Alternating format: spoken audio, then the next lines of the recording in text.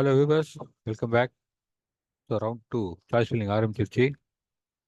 Round ஒன்னை பொறுத்த வரைக்கும் சாய்ஸ் ஃபில்லிங் முடிச்சு இன்னைக்கு டென்டேட்டிவ் அலாட்மெண்ட்லேருந்து ப்ரொவிஷனல் அலாட்மெண்ட் ஆர்டர் வாங்கின மாணவர்கள் எல்லாருக்கும் வாழ்த்துக்கள்.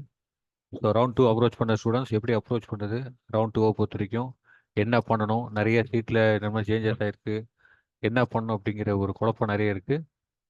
ஸோ மார்னிங் வந்து நாங்கள் உங்கள் ஃபோன் கால்ஸ் அட்டன் பண்ணுறதுக்கு எங்களுக்கு கிட்டத்தட்ட பிஸியாக இருந்ததுனால எங்களால் வீடியோ கொஞ்சம் ப்ரிப்பேர் பண்ணி போட லேட் ஆகிடுச்சு. ஸோ இந்த வீடியோவை பொறுத்த வரைக்கும் ரவுண்ட் டூ நீங்கள் எப்படி அப்ரோச் பண்ணணும், பேனிக் ஆகாமல் என்ன பண்ணுங்கிற விஷயங்களை இந்த வீடியோவில் பார்க்கலாம். இந்த வீடியோக்குள்ளே போகிறதுக்கு முன்னாடி வழக்கமாக சொல்கிற விஷயங்கள் தான். மறக்காமல் இந்த வீடியோக்கு ஒரு லைக் போடுங்க, நம்ம சேனலை சப்ஸ்கிரைப் பண்ணுங்கள், இந்த வீடியோ நம்ம சேனல் யாருக்கு யூஸ் இருக்கோ அவங்களுக்கு ஃபார்வர்ட் பண்ணுங்கள். வீடியோக்குள்ளே போகலாங்களா? எப்படி அப்ரோச் பண்ணுது சார், ரவுண்ட் டூ நான் எப்படி அப்ரோச் பண்ணுது? ஈவன் ரவுண்ட் த்ரீ மாணவர்களும் நீங்களும் இதை நோட் பண்ணிக்கலாம். இதே ப்ரொசீஜர் நீங்களும் ஃபாலோ பண்ண போகிறீங்க. பட் உங்களுக்கு நம்ம தனியாக ஒரு செப்பரேட் வீடியோ வரும். உங்களுக்கு சில கண்டிஷன்ஸ் கொஞ்சம் மாறுபடும். வேறு ரவுண்ட் டூ எப்படி அப்ரோச் பண்ணுறது, இப்போ ஒரு விஷயத்தை நீங்கள் மைண்டை கிளியராக வச்சுக்கோங்க. டியர் ஸ்டூடெண்ட்ஸ் அண்ட் பேரண்ட்ஸ், உங்களுக்கு 3 நாள் டைம் கொடுத்துருக்காங்க. அதனால் அவசரப்பட்டு ரவுண்ட் ஒன்ல நிறைய மாணவர்கள் செஞ்ச தவறு அதுதான். தவறு செஞ்ச பிறகு அவங்க வருத்தப்பட்டு நிறைய பேர் பார்த்தீங்கன்னா டிஎஃப்சிக்கு ஓடி ஓடி போய் அந்த செஞ்ச தவறுகளை திருத்தத்துக்கு சிரமப்பட்டுக்கிட்டு ஸோ நிறைய ஒரு ஒரு பேனிக்கான சுச்சுவேஷன் நடந்தது. அவ்வளோ அவசரம் தேவையில்லை. ஸோ உங்களுக்கு 3 நாள் கொடுத்துருக்கு. அதான் சொல்கிறோம், உங்களுக்கு ரொம்ப கான்சியஸாக டைம் நிறைய இருக்குது. ஸோ 3 நாள் கொடுத்துருக்காங்க. ரிலாக்ஸாக உட்காந்து ஒவ்வொரு நாளும் என்ன பண்ணுங்கிறத பிளான் பண்ணி பண்ணுங்க. அவசரப்படாதீங்க. ஏன்னா திரும்ப திரும்ப சொல்கிறோம், இங்கே நீங்கள் கான்சியஸாகவும் பண்ணணும். ஏன்னா இது உங்களுடைய எதிர்காலத்துக்கு நீங்கள் எடுத்து வைக்கிற முதற்படி. இங்கே நீங்கள் செய்கிற சின்ன தப்பு கூட உங்களுக்கு என்ன ஆகும், மிகப்பெரிய குழப்பத்தில் கொண்டு போய் விட்டுரும். உங்கள் எதிர்காலமே பாதிக்கப்படும். அதே மாதிரி இந்த அப்ரோச் பண்ணுறதுக்கு முன்னாடி ஒரு விஷயம் கிளியராக வச்சுக்கோங்க. ரவுண்ட் ஒன்ல பல மாணவர்கள், ஏன்னா இப்போ அண்ணா யூனிவர்சிட்டியோட வைஸ் சான்சலரே ஒரு பேட்டி கொடுக்குற அளவுக்கு ஆகிப்போச்சு. நிறைய மாணவர்கள் உங்களுக்கு ஃபோன் கால் பண்ணி நாங்கள் இந்த ட்ரஸ்ட்லேருந்து பேசுகிறோம், நாங்கள் இங்கேருந்து பேசுகிறோம், இதுலேருந்து பேசுகிறோம், உங்களுக்கு நாங்கள் அந்த ஸ்காலர்ஷிப் வாங்கி தரோம், இந்த ஸ்காலர்ஷிப் வாங்கி தரோம், இந்த காலேஜில் ஃப்ரீ சீட் வாங்கி தரோம் அப்படின்னு சொல்லிட்டு அண்ணா யூனிவர்சிட்டிக்கு சம்மந்தம் இல்லாதவங்களோ அல்லது கல்லூரிக்கு சம்மந்தம் இல்லாதவங்களோ நேரடியாக உங்களை அப்ரோச் பண்ணியிருக்காங்க. நிறைய பேர், நிறைய பேரண்ட்ஸ், நீங்களுமே எங்கிட்ட சில ட்ரஸ்டோடைய நேம்லாம் சொன்னீங்க. அதெல்லாம் ஃபேக்கு.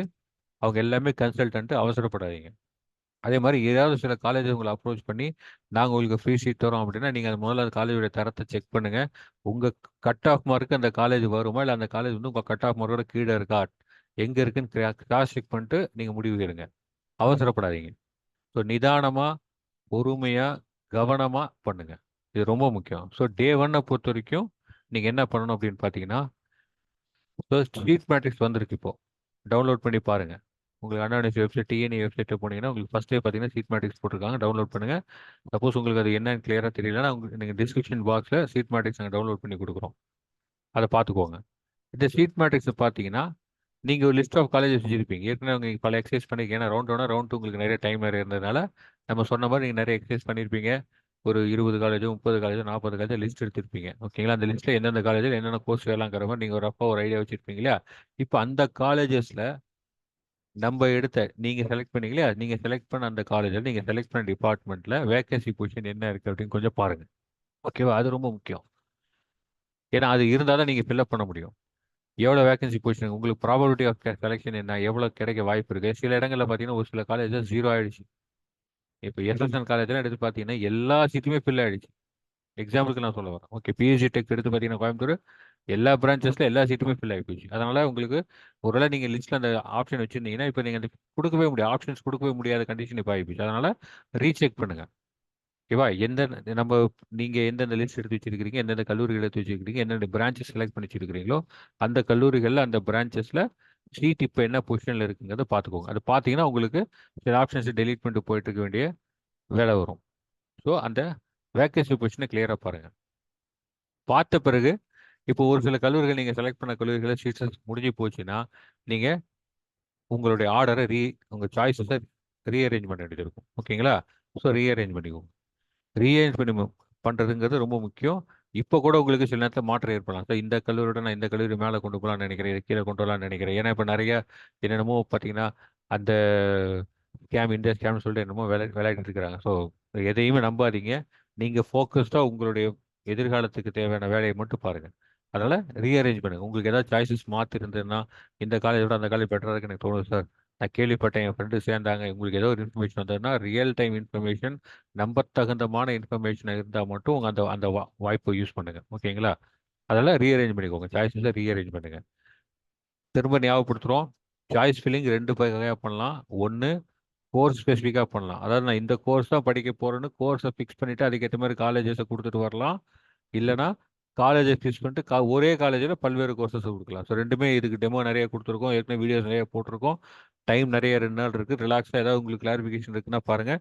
புதுசாக சப்ஸ்கிரைப் பண்ணவங்க, புதுசாக இப்போ தான் நீங்கள் வீடியோ பார்க்குறவங்களா இருந்தால் இந்த கோர்ஸ் ஸ்பெசிஃபிக் சாய்ஸ் ஃபில்லிங் எப்படி பண்ணுறது, ப்ரீ சாய்ஸ் ஃபில்லிங் அப்படிங்கிற பேரில் 2 3 வீடியோஸ் நம்ம போட்டிருக்கோம்.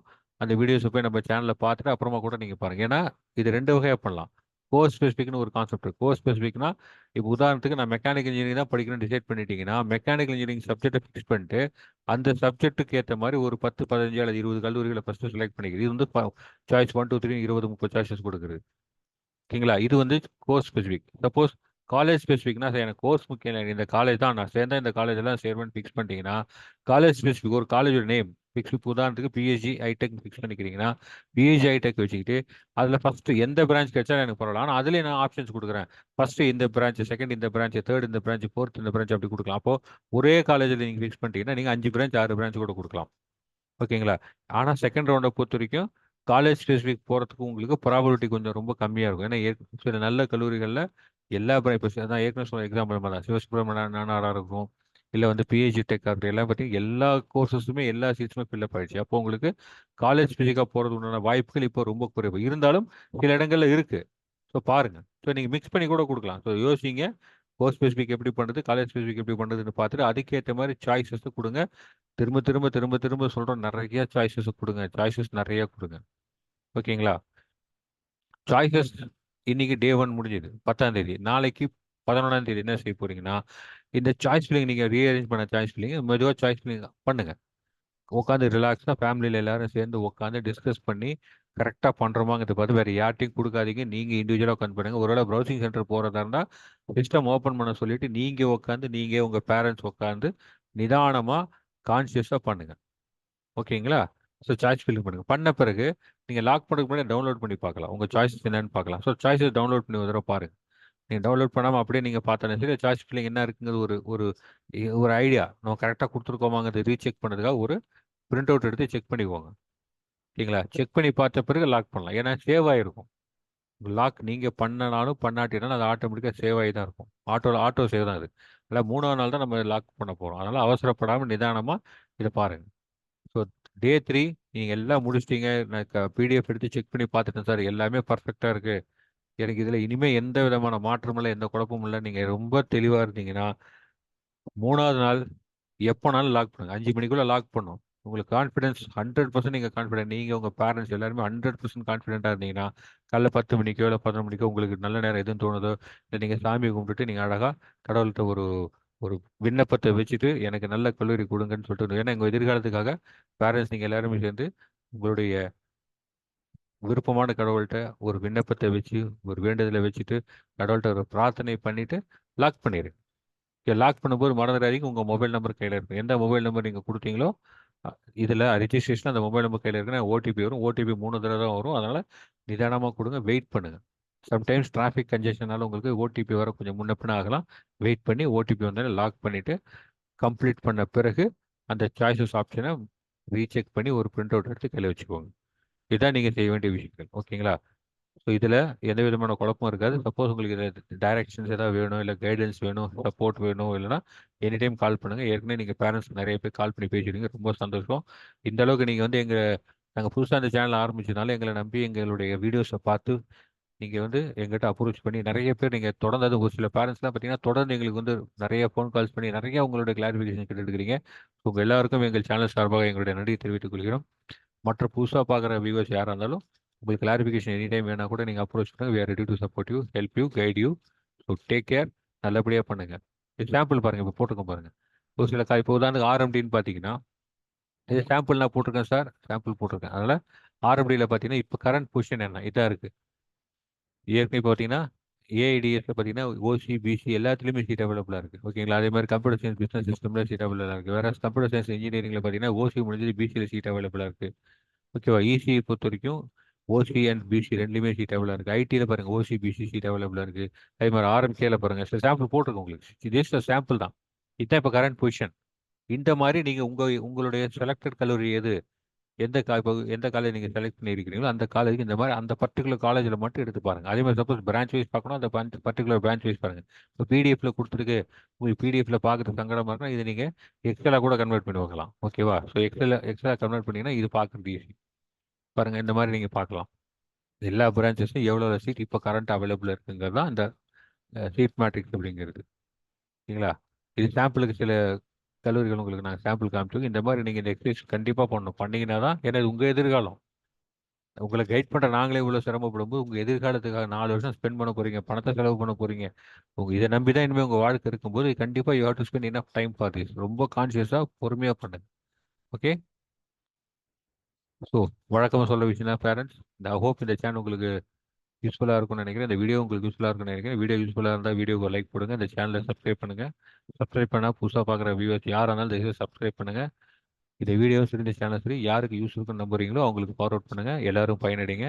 ஸோ எல்லாரும் செகண்ட் ரவுண்டை பொறுத்த வரைக்கும் மிக சிறப்பான வகையில் சாய்ஸ் ஃபில்லிங் எந்த தப்பு இல்லாமல் எந்த எரர் இல்லாமல் நல்லபடியாக பண்ணி சக்ஸஸ்ஃபுல்லாக சாய்ஸ் ஃபில்லிங் கம்ப்ளீட் பண்ணி உங்களுக்கு பிடிச்சமான காலேஜில் அலாட்மெண்ட் ஆர்டர் வாங்கணும்னு நாங்கள் கடவுள் வேண்டிக்கிட்டு எங்களுடைய இந்த வீடியோ கம்ப்ளீட் பண்ணிக்கிறோம். தேங்க்யூ. மீண்டும் ஒரு புதிய வீடியோடு உங்களை விரைவில் சந்திப்போம். Wish you all the best. Take care. Thank you.